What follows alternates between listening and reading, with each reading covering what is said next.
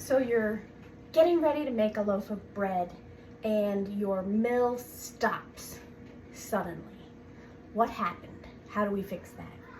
One of several things could have happened, but most commonly, you may have shut your mill off before it was finished getting all the grain through. You should hear the change in the stones at the end of a milling cycle and then turn it off after you hear that change. The other is you may have forgotten to put the grains in after turning on your mill. So on the NutriMill Harvest, you push the button right here, turn counterclockwise, and lift up. Now you have access to your stones, and you're just gonna put your hand in there and lift out. This is the upper stone. So in my case, I turned off my mill too soon on the last batch, so that when I turned on my mill to mill this batch, it got stuck. And so there was a whole bunch of grains in here and flour all around. Your NutriMill Harvest comes with this nifty little brush tool.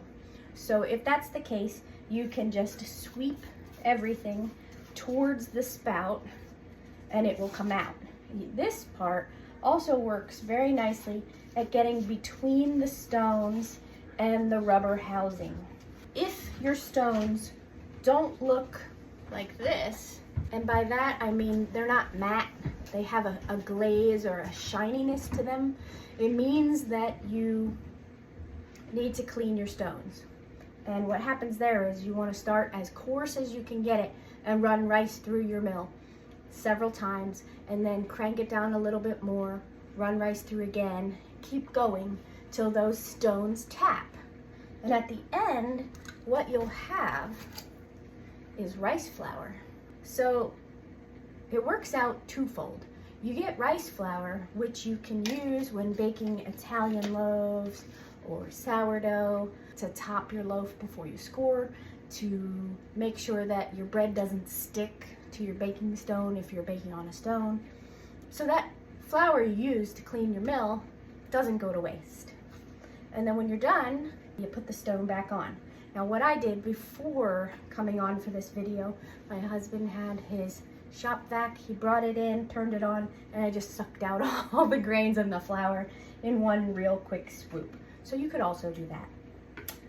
With the mock mill 100 or 200, you want to be very careful if you use a vacuum, because there are springs that can get sucked up, and you need springs for that mill to work.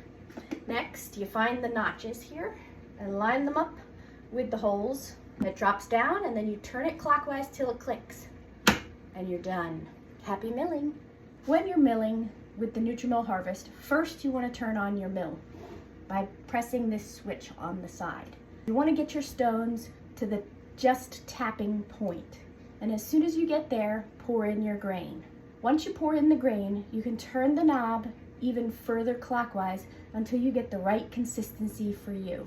When the grain is almost empty from the hopper, you want to dial back the knob on top so you don't damage your stones. Remember that the closer together the stones are, the finer the grind, but that also can cause damage, especially over the years. So if you dial it back before you're done, your mill will last you longer.